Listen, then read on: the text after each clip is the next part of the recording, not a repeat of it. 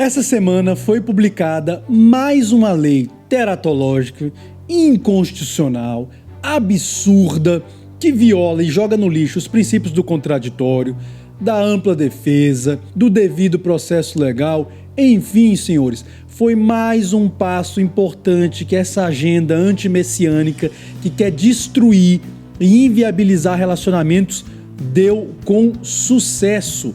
Até por isso, no final desse vídeo aqui, eu vou fazer algo que geralmente eu tenho evitado ao longo dos anos, mas que tem se tornado cada vez mais necessário. Eu vou dizer a você, meu amigo, que é homem e que ainda pensa em se relacionar, o único tipo viável de mulher para um relacionamento que ainda existe hoje em dia.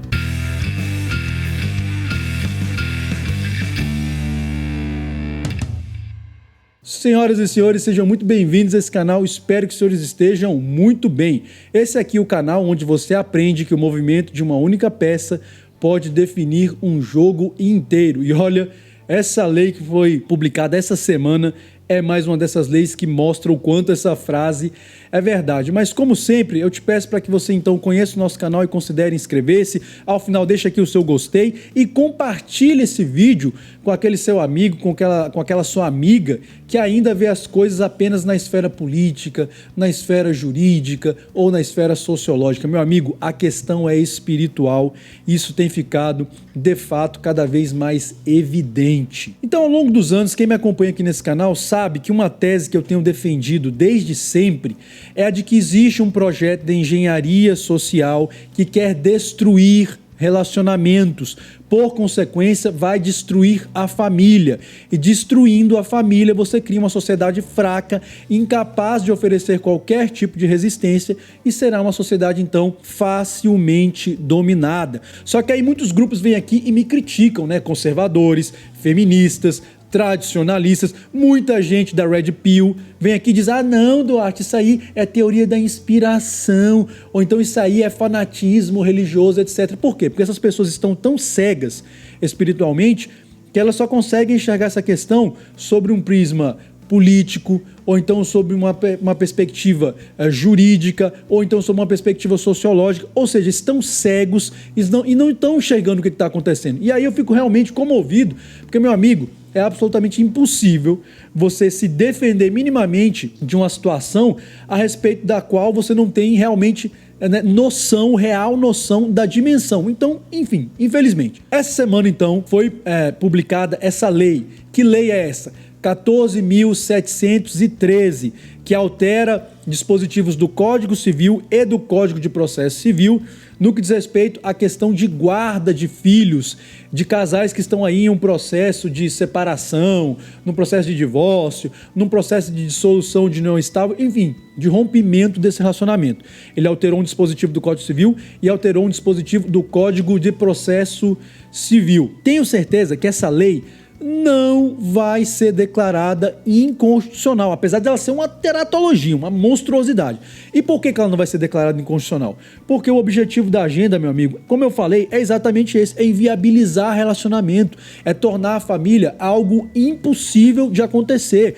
A gente caminha realmente para aquelas distopias do estilo 1984, Admirável Mundo Novo, onde, primeiro, o Estado é que regula quem é que pode se relacionar com quem, e o Estado é que controla, inclusive, os processos de reprodução. Vocês estão achando que isso é teoria da conspiração, né? Espera um pouquinho que vocês vão ver se a gente já não está caminhando para isso. Enfim, então eu tenho certeza que o STF não vai declarar essa lei inconstitucional. Por quê? Porque ela, inviabilizando famílias, etc., ela enfraquece a sociedade e fortalece quem, meu amigo? O patriarcado do Estado. E é isso que essas feministas retardadas não entendem, porque o discurso delas qual que é? Ai, nós lutamos contra o patriarcado. Luta coisa nenhuma, minha filha. Vocês estão só reforçando o patriarcado do Estado, ponto final. Mulher nenhuma jamais vai ter proteção em uma sociedade sem o patriarcado. A diferença é que vocês estão trocando, se é que já não trocaram por completo, o patriarcado de homens que existiam nessa sociedade, que é um patriarcado mais pessoal, que é um patriarcado mais humano, de homens que efetivamente estão ali com vocês estão trocando isso por um patriarcado do Estado, que é impessoal e, sobretudo, ele é antimessiânico. Então eu vou ler essa lei com vocês aqui agora e, na sequência, eu vou fazer alguns breves comentários de consequências óbvias, né, que vão acontecer em relação a essa lei. Então, como eu falei, Lei 14.713, de 30 de outubro, né? Segunda-feira agora. Então, artigo 1º dessa lei, né? O parágrafo 2º do artigo 1584 da Lei 10.406, de 10 de janeiro de 2002, Código Civil, passa a vigorar com a seguinte redação. Quando não houver acordo entre a mãe e o pai quanto à guarda do filho, encontrando-se ambos os genitores aptos a exercer o poder familiar, será aplicada a guarda compartilhada, que sempre foi a regra, né? Salvo se um dos genitores declarar ao magistrado que não deseja a guarda da criança ou do adolescente.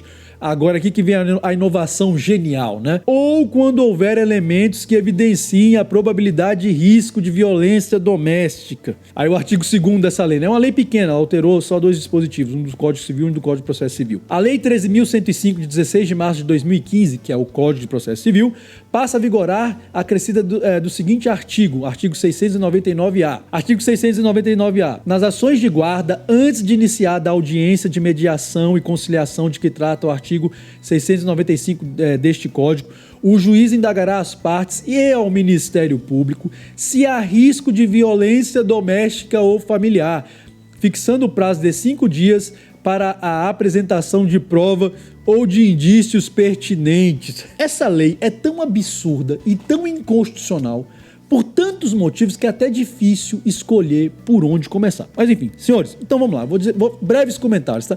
Em primeiro lugar, a essa altura do campeonato já está mais do que claro que a Lei Maria da Penha e todos os seus desenrolamentos significam uma lei de exceção, ponto. Você sabe o que é lei de exceção, meu filho? É uma lei que geralmente é publicada em regimes totalitários, em regimes tais como o da União Soviética, do fascismo alemão, do fascismo italiano, do comunismo chinês e etc. É uma lei totalitária. E você sabe por que ela é totalitária? Porque ela viola completamente o devido processo legal. Não existe processo legal. Viola o contraditório e viola a ampla defesa. Então só uma pessoa muito ingênua, ou uma pessoa que realmente não tem conhecimento jurídico nenhum, ou uma pessoa que, tendo conhecimento jurídico, ainda assim defende essa lei, que é uma pessoa mau caráter, só pessoas desse nível realmente não vão conseguir entender e enxergar essa lei como uma lei de exceção. A pessoa tem que ser muito mau caráter para ter algum conhecimento jurídico, já ter lido pelo menos um livro de processo, de teoria geral do processo, para não entender que essa lei é uma lei de exceção. Meu amigo, o homem só é ouvido muito tempo depois, o contraditório é diferido. É sempre a palavra da mulher que prevalece ali no primeiro momento e acaba com a vida do sujeito. A mulher chega na delegacia, diz que foi vítima de algum tipo de violência, nem especifica se foi psicológica, se foi física, se foi verbal. O delegado, para tirar o dele da reta, é óbvio, não vai querer, né, que a bomba estoure no colo dele, manda para o juiz. E aí o que o juiz faz? Também eu entendo, cara, porque às vezes chega pro juiz lá uma situação que o juiz olha, meu Deus do céu, se eu não deferir essa medida protetiva aqui e tiver algum problema, vai sobrar para mim. O juiz defere a medida protetiva e lá está o sujeito, tendo a sua liberdade de ir e vir tolhida por uma medida protetiva.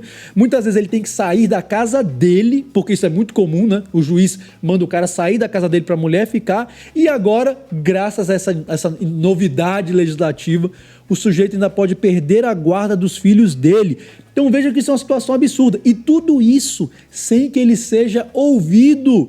O sujeito só vai ser ouvido muitas vezes semanas ou meses depois, ainda mais com o nosso judiciário, né, que infelizmente não é lá dos mais aptos porque tem muita demanda. Mas enfim, até isso, o sujeito ser ouvido no processo, como eu falei, ele já foi expulso de casa, está proibido de frequentar certos lugares e agora vai poder ficar sem a guarda dos filhos. Então, pelo amor de Deus, tu vai me dizer que isso não é uma lei de exceção? Ai, Duarte, o contraditório é diferido. Sim, meu filho, porque não é tu que vai ficar sem ver teus filhos, não é tu que vai ser expulso da tua casa e vai ficar proibido de chegar até e frequentar certos lugares. Meu amigo, isso é uma lei de exceção. E só uma pessoa muito mau caráter ou uma pessoa ingênua realmente não vai enxergar isso, cara. Já não tem mais como negar que essa lei é absolutamente inconstitucional. Agora, vai ser declarada a inconstitucionalidade dela? É óbvio que não, porque como eu tenho insistido, o objetivo é dividir homens e mulheres, porque realmente o sujeito tem que ser muito maluco para entrar no relacionamento daqui para frente. E uma segunda consequência, meu amigo, que é óbvio, meu Deus do céu, será que um animal que faz um projeto de lei desse não pensa que isso vai acontecer? Ou uma animal, né? Porque pode ser também, né? É óbvio que vai aumentar o número de falsas acusações ainda mais. Já existem falsas acusações com a Lei Maria da Penha e correlatas do jeito que essas leis são hoje. Imagina daqui pra frente, porque vamos concordar. Todo mundo que já acompanhou um processo de divórcio, de dissolução de união estável, sabe que, em geral, não são processos muito amistosos. As pessoas nem sempre estão ali sorrindo umas para as outras. Muitas vezes tem mágoa, tem rancor, às vezes houve traição, uma série de coisas. E tudo isso torna esse processo extremamente animoso. Agora você imagina se você coloca na mão da mulher esse instrumento de vingança. Porque, novamente, a Lei Maria da Penha só serve para a mulher. Só a mulher pode ser vítima na Lei Maria da Penha. Tem essa controvérsia aí sobre a questão das mulheres trans, enfim. Agora, o homem nunca pode ser vítima da Lei Maria da Penha. O homem pode ser autor. Agora a mulher pode ser vítima e pode ser autora. Então imagina você colocar mais esse instrumento na mão de uma mulher que às vezes não está ali muito feliz da vida. Vocês acham mesmo, meus amigos, que a natureza caída e pecaminosa da mulher, que é tão caída e tão pecaminosa quanto a do homem, não vai entrar em ação para ferrar com a vida do cara com uma falsa denúncia? Ainda mais sabendo como é que as coisas funcionam na Lei Maria da Penha. Como eu falei, o processo é sumário, meu amigo.